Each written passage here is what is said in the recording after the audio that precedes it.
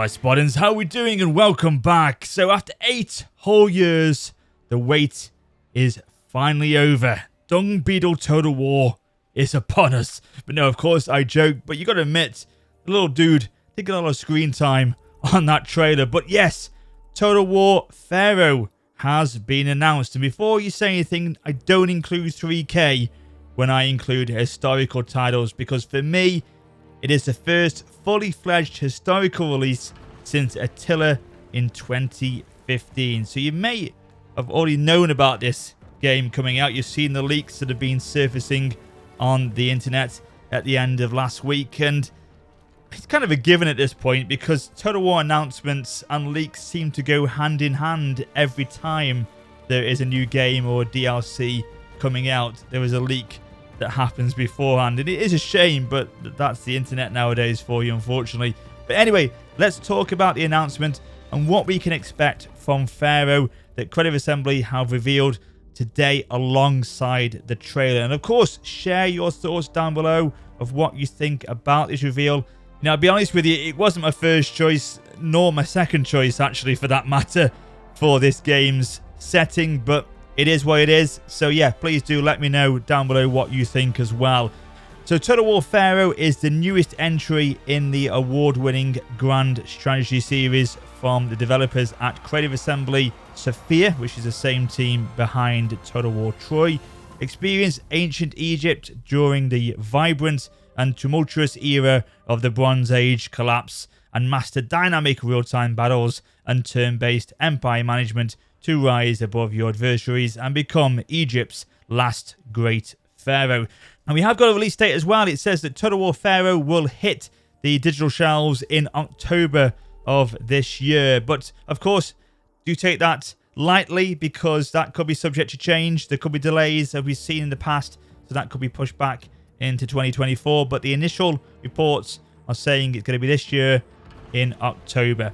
In terms of the playable factions that will be available at launch, we've got 3 diverse cultures with 8 playable factions. We've got the Egyptians, the Canaanites, and the Hittites. Now, in terms of the generals or leaders of some of these factions, I'm not too good on the pronunciations, but we've got Ramesses, Seti, Bey, Ursu, Tuzret, and then the other 3, I'm not even going to try and pronounce them, so look them up. But yeah, 8 playable factions from 3 diverse cultures that will be available at the launch of the game. But obviously, I'll talk about that in a minute, but there will be apparently DLC available, which will add potentially more factions to the game later on down the line. So in terms of the release of this, the game will be available on Steam and the Epic Games Store at launch. Remember, Troy was only released on Epic Games Store to begin with, and then it came out on Steam, I think 12 months later. But this is going to be released on both platforms straight away. We've got 3 versions that are going to be available. We've got the base game, the Deluxe Edition, and the Dynasty Edition. Now, in terms of UK sterling pounds, base game's £49, £50 basically. Deluxe Edition is £61, and the Dynasty Edition is £77. So we are talking here full game prices for this, because there seems to be a little bit of confusion around the community about Saga titles, and if this will be a Saga title. And you would think, given the context and the title of this, Total War Pharaoh, it lends itself to be classed as a Saga title, but it doesn't seem to be what they're going for. It looks like they want to be treating this as a full main historical game with its own unique feel and identity. And this obviously is definitely reflected in the price that they're going for with this release. So with the Deluxe and the Dynasty editions, what can you get in those 2 variations of the game? So obviously with the standard game, you get the base Pharaoh, Total War Pharaoh, base game in the standard edition.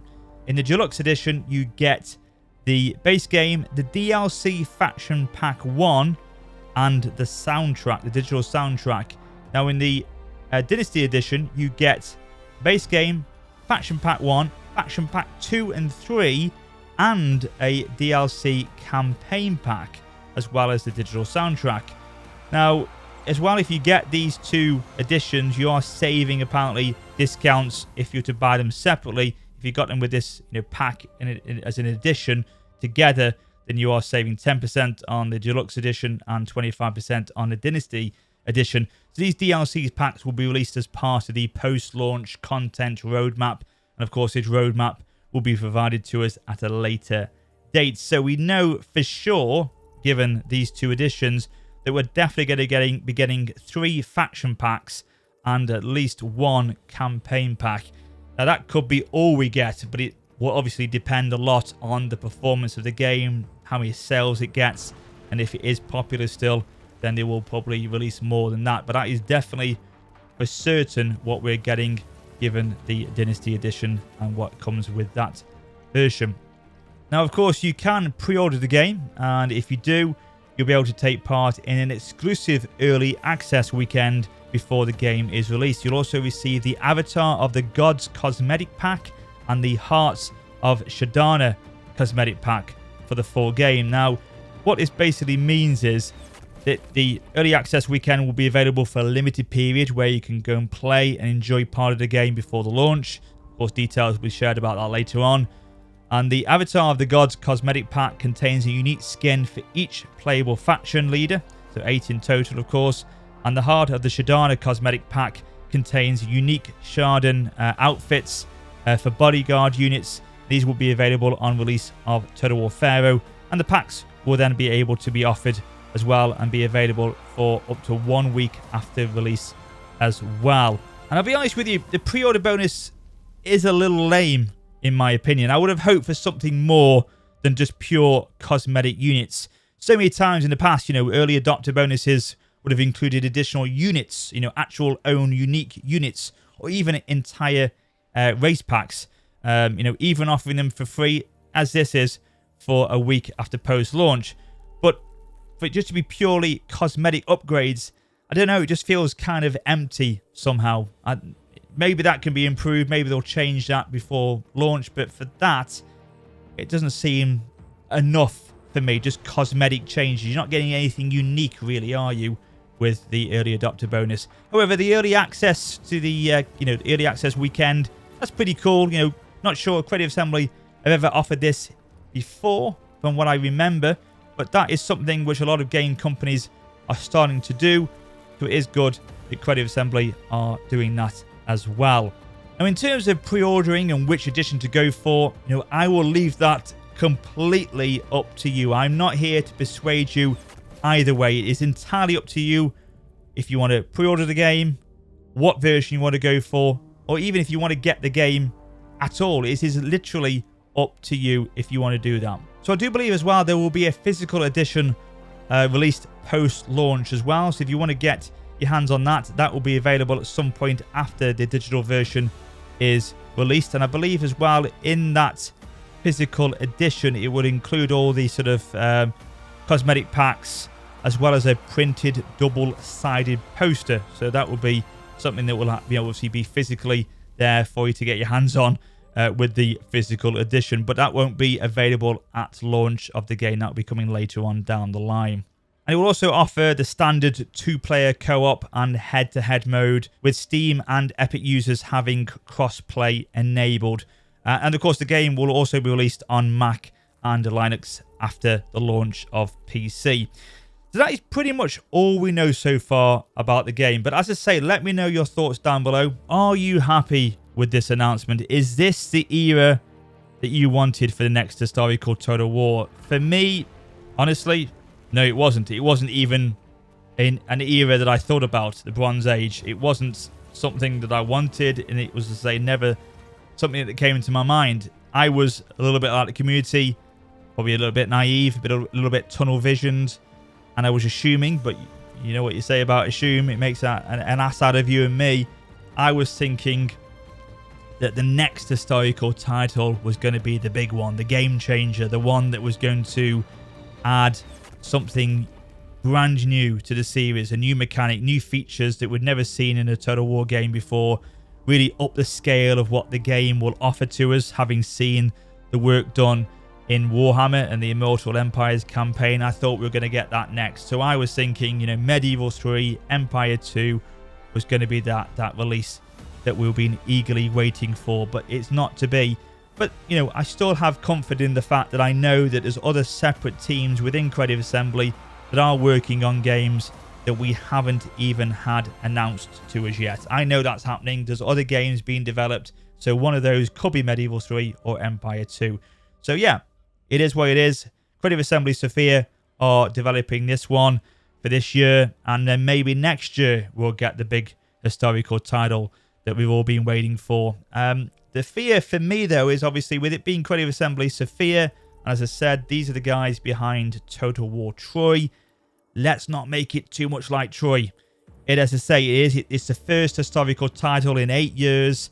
It needs to have its own identity. It needs to have its own unique feel to it. Don't put too much of it like Troy, because then players will just think, what I'm playing here, is it Troy? Is it Pharaoh? It needs to feel unique. And if a player jumps on and he starts to see Troy in loads of the game mechanics and the way it looks and feels, then you could lose players because of that. Make it its own. It needs to be its own game. And of course, with it being the Bronze Age, yeah, there obviously is history that's being recorded about that era, but it's not an era that's rich in history. It's not like the Greeks and the Romans and that classical period and obviously medieval history when we know all about what happened there. It's all recorded and documented. This is a little bit vaguer. So there's not as much to go on from an historical perspective. And as well, the unit diversity. Is that going to affect how the game plays out? What units will be available? Is it going to mean that it's going to be a sort of a copy and paste across all factions where you're going to get just bowmen, spear units, chariots, and some sword infantry? You know, is it going to be anything extra that they're going to be able to offer us than that?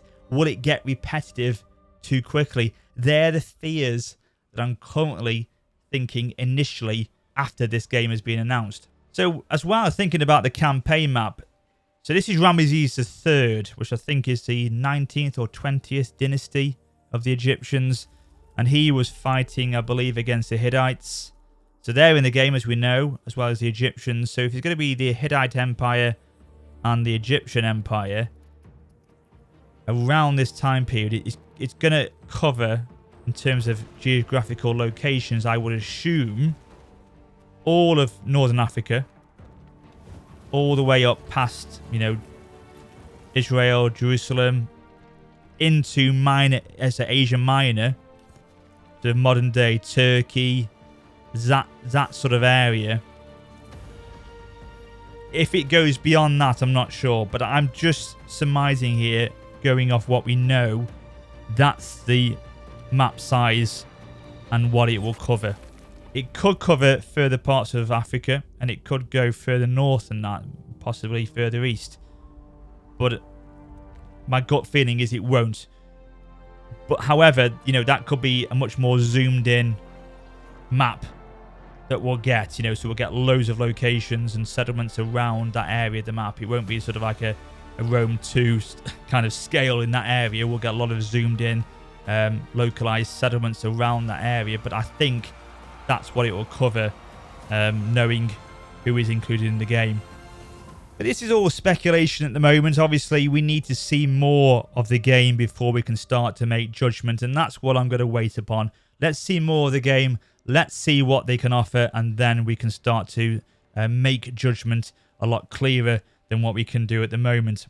But now, obviously, knowing that this is going to be the next historical title, I think, you know, this is going to be the fill gap. This is going to be the fill gap until the next big release. And so in 2024, we may get that announcement that a lot of us have been waiting for. The Medieval 3, the Empire 2. I think that could be then next year. This is a kind of fill gap until that point.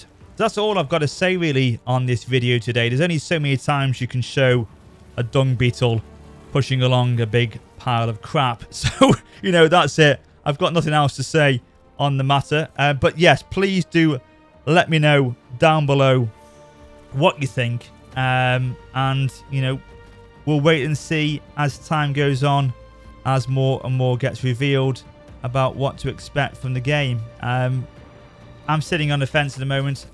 I'm concerned in some areas. I'm going to wait and see about what will be revealed, if it will give us more, and hopefully then I'll be pleasantly surprised. But yeah, I don't know at the moment. We'll see. We'll wait and see. But there we go, guys. So thanks for watching. If you enjoyed the video, please do drop a like. And of course, I've got to say before, it is good to be back. So yeah, expect more content from me very soon over the next coming weeks and months. But yeah, thanks for watching as always. But until next time, you take care and farewell.